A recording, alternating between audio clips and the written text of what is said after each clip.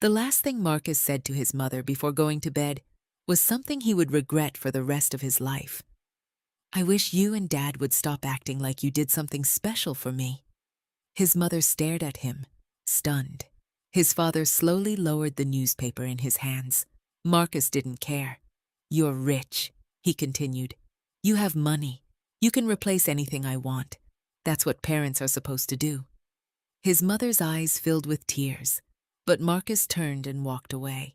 He had no idea that when he woke up the next morning, his parents would be young again. And for the first time in his life, Marcus would discover where their money really came from. He would see the sacrifices they had made. He would see the nights they went hungry. He would see the dreams they almost gave up. And most painfully, he would finally understand how much his parents had loved him before he was even born. Marcus Anderson was 17 years old and had grown up surrounded by wealth. His family lived in a massive mansion with 6 bedrooms, a swimming pool, a home theater, a basketball court, and a garage filled with expensive cars. His parents had built their fortune through a medical supply company called Anderson Medical Solutions. The company supplied hospitals and clinics with everything from surgical gloves and syringes to emergency equipment and diagnostic supplies. It was now worth hundreds of millions of dollars. But Marcus didn't care how the company started. He only cared about what it could give him. Every morning, his mother knocked on his bedroom door. "Marcus, breakfast is ready." "I'm not hungry." "Your driver is waiting." "Tell him to wait." "Marcus, you have school." "I know." His mother would quietly close the door. And every time she walked away, she wondered where she had gone wrong. Marcus had everything a teenager could want, but somehow he appreciated nothing. One Saturday morning, Marcus came downstairs and saw his father sitting at the kitchen table. "Good morning, son." Marcus walked past him. His father frowned. "Marcus?" "What?" "Your mother made your favorite breakfast." Marcus looked at the table. Pancakes, eggs, bacon, fresh fruit. He shook his head. "I told you I don't eat this anymore." His mother appeared from the kitchen. "But you used to love it." "That was when I was a kid." He grabbed his car keys. His father sighed. "Where are you going?" "Out." "You have somewhere to be?" "Dad, seriously, stop asking me questions." Marcus walked toward the door. His father called after him. "Son, one day you're going to understand that all of this won't matter." Marcus turned around. "What won't matter?" "The money." Marcus laughed. "Easy for you to say. You already have it." Then he walked out. His mother stood silently. Her husband reached for her hand. "We'll keep trying." She nodded. But neither of them knew Marcus was about to learn a lesson neither parent could teach him. That evening, Marcus returned home late. His parents were waiting. His father looked disappointed. "You were supposed to be home hours ago." "I don't need a curfew." "You're 17. I'll be 18 soon. That doesn't mean you don't have responsibilities." Marcus rolled his eyes. Then his father said something that immediately irritated him. "After you graduate, I want you to start learning the business." Marcus stared at him. "No." His father blinked. "No? I don't want to work for your company."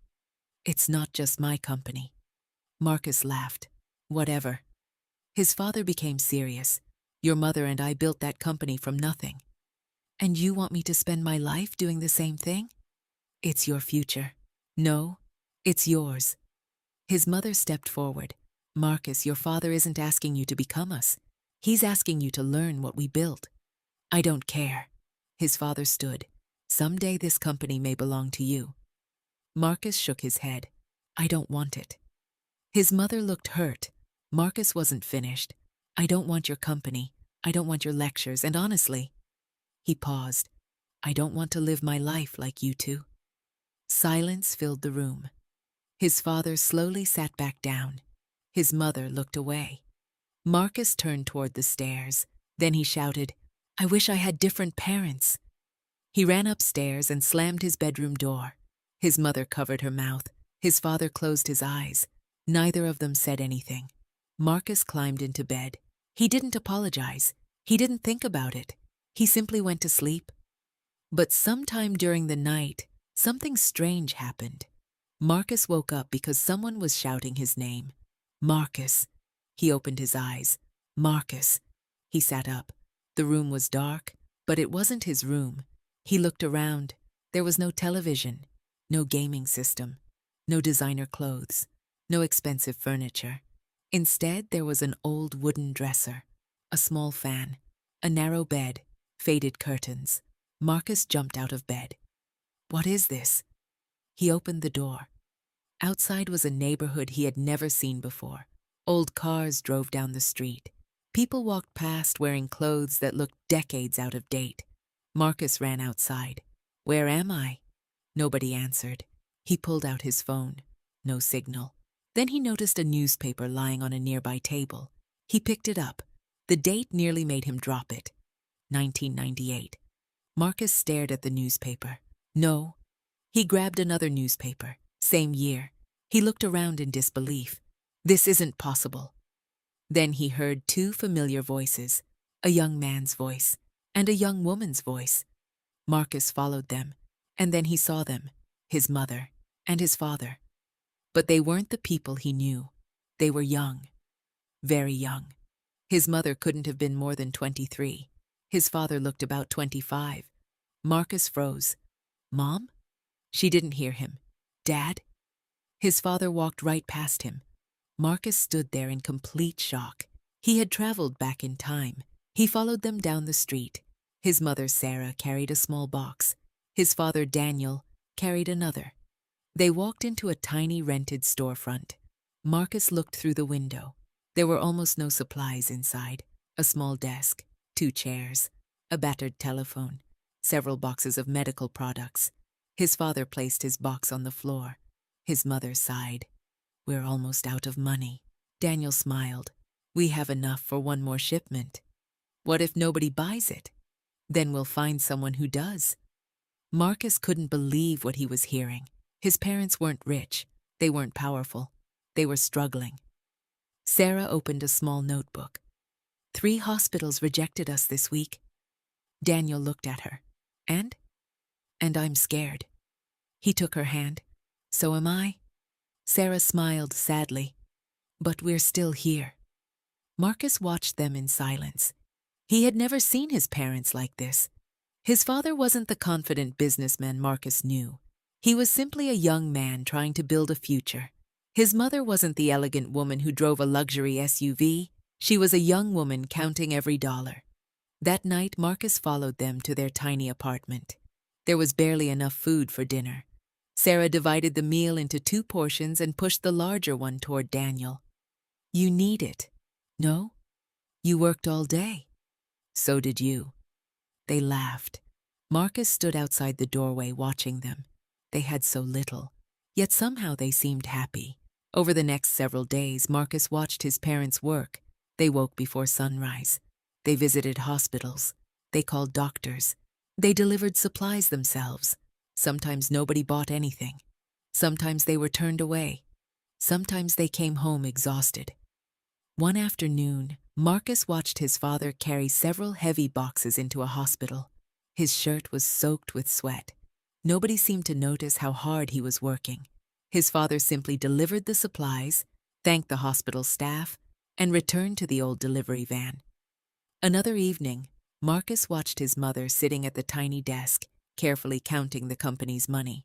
She wrote numbers into a notebook. Then she sighed. Marcus began to understand. His parents hadn't simply become wealthy. They had fought for every dollar. One night, he saw his father sitting alone at the kitchen table. Bills covered the table. Invoices, receipts, business documents. His father stared at them for a long time. Sarah walked over. How bad is it? Daniel didn't answer. She sat beside him. We'll figure it out. What if we can't? She rested her head against his shoulder. Then we'll figure it out tomorrow. Marcus watched them. He remembered all the times he had complained about his parents' house, their cars, their vacations, their food, their gifts. Suddenly, he felt ashamed. But then something happened that changed him even more. Daniel slowly removed his wedding ring. Sarah stared at him. No, it's just a ring. You know what that ring means. I know. He looked down at it. We need money for the next shipment.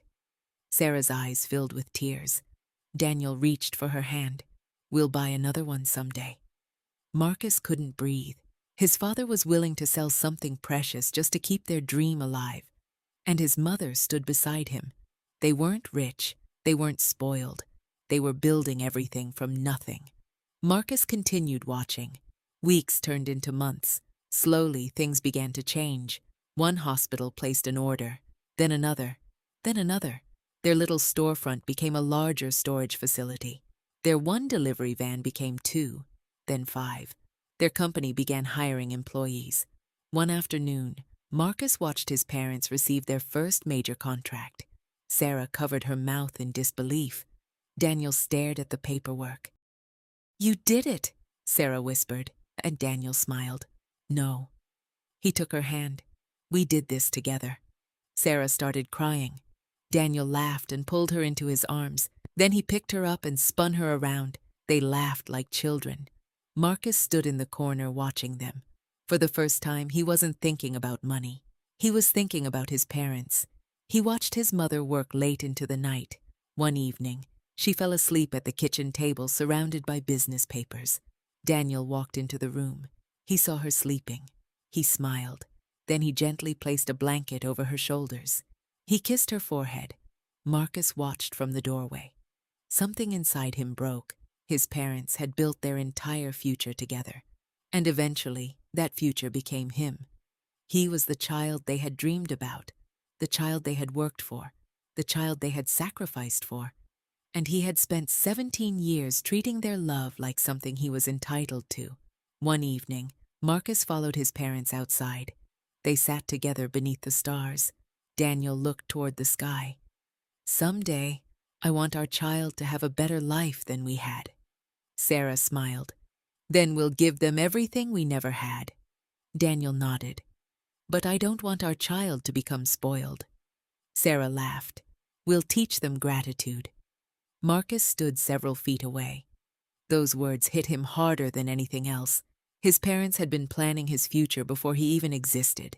They had imagined him, loved him, worked for him, and he had spent his life complaining that they hadn't given him enough.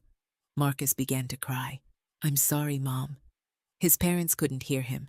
I'm sorry, Dad. He wiped his eyes. I didn't know. Then the world around him began to change. The street blurred. The buildings began disappearing. The little storefront transformed into a warehouse. The warehouse became a larger facility. His parents seemed to grow older right before his eyes. Years passed in seconds. Marcus reached toward them. Mom? His mother's face changed. Young Sarah became the mother he knew. Young Daniel became his father. Then everything went black. Marcus! He heard his mother's voice. Marcus! His father's voice followed. Son, wake up. Marcus opened his eyes. His mother was standing over him. His father was beside her. He stared at them. They were old again. They were his parents. His real parents. Mom. Marcus immediately sat up and grabbed her. He hugged her as tightly as he could. His mother gasped. Marcus. Then he grabbed his father. He hugged him too. His father laughed nervously. Son? What happened? Marcus wouldn't let go. He started crying. I love you. His parents looked at each other. We love you too. How long was I gone? His father frowned. Gone? I was gone for weeks. His mother shook her head. Marcus, you've been right here. What? His father explained. You wouldn't wake up. What do you mean? You've been sleeping for hours. Marcus looked around. He was back in his bedroom. Everything was exactly as he remembered it. His parents hadn't aged. The mansion was the same. His life was the same. But Marcus wasn't. He looked at his parents. Then he whispered, I saw everything. His mother sat beside him. Saw what? Marcus began telling them. He told them about 1998. He told them about the tiny store, the rejected orders, the unpaid bills, the wedding ring, the first major contract, the nights they went hungry, the dreams they refused to abandon. His parents listened quietly. When he finished, his father stared at him. "Did you really see all that?" Marcus nodded. His mother wiped away a tear. "Maybe you needed to see it?" Marcus looked down. "I did."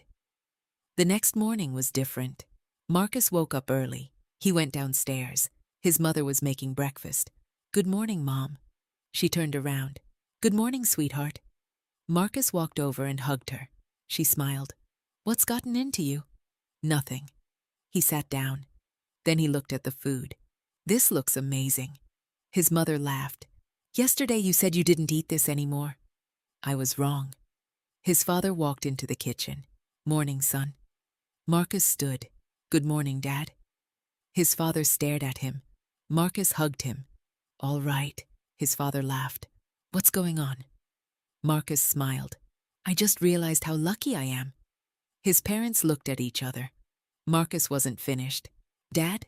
"Yes?" "I want to learn the business." His father froze. "You're serious?" "Yes." "You told me you never wanted anything to do with it." "I know." "What changed?" Marcus smiled. "I finally understand what it means." From that day forward, Marcus changed. Not perfectly. He was still 17.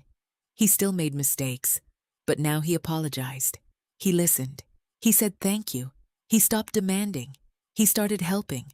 After school, he went to Anderson Medical Solutions. He learned every department.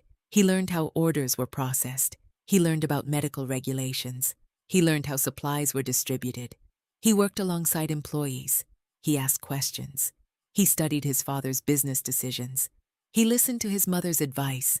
And slowly, he began to love the company. Not because it was worth hundreds of millions of dollars, but because he knew what it had cost. Years passed. Marcus grew into a responsible young man. He went to college and studied business and healthcare management. During his breaks, he returned to the company. He learned from his father. He learned from his mother. He worked alongside the employees. He never expected special treatment because he was the owner's son.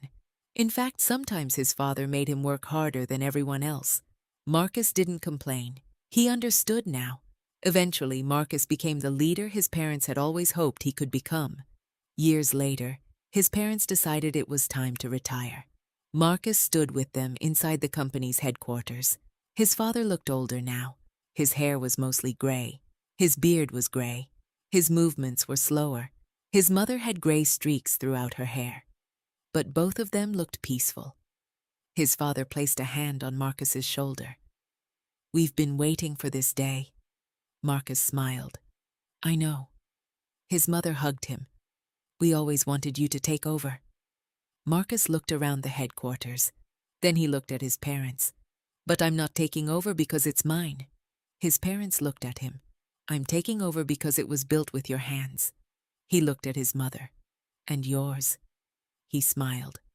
"And I promise I'll take care of it." His father nodded. "We're proud of you." Marcus hugged both of them, just like he had the day he woke up. Only this time, he wasn't afraid of losing them. He was simply grateful that he still had them. Many years later, Marcus became CEO of Anderson Medical Solutions. He expanded the company around the world, but he never forgot where it started. Every year, on the company's anniversary, Marcus brought his employees into the oldest warehouse. On the wall hung a photograph. It showed two young people standing beside a tiny medical supply store. His parents. Marcus would tell everyone, "This is where everything began." Then he would tell them the story. Not the story about becoming rich. The story about refusing to quit. The story about two young people who had almost nothing but believed they could build something. And whenever Marcus finished telling the story, he always said the same thing. Never measure your parents by what they can give you. Measure them by what they sacrificed to give you.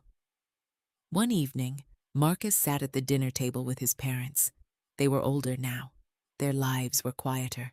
There were no business meetings, no deadlines, no hospital contracts, just family. Marcus looked across the table at the two people who had given him everything. His mother smiled. His father laughed. Marcus reached across the table and took both of their hands. For a moment, nobody said anything. He didn't need to. He finally understood. The greatest inheritance his parents could give him was not their company. It wasn't the mansion. It wasn't the cars. It wasn't the money. It was the example they had spent their entire lives giving him.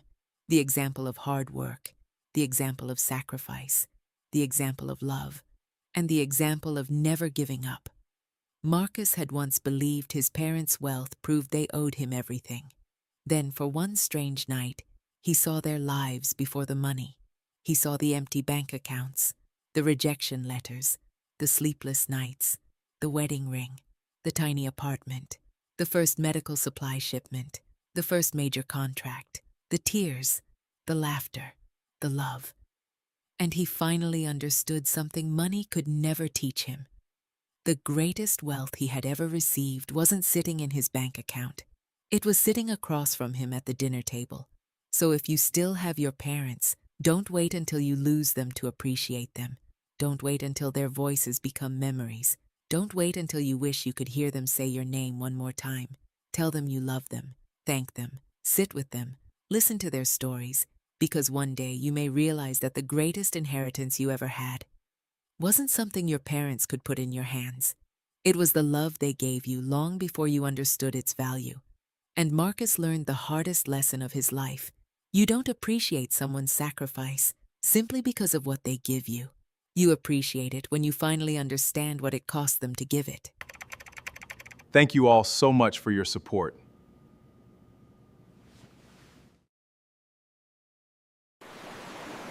Hi, I'm Allie.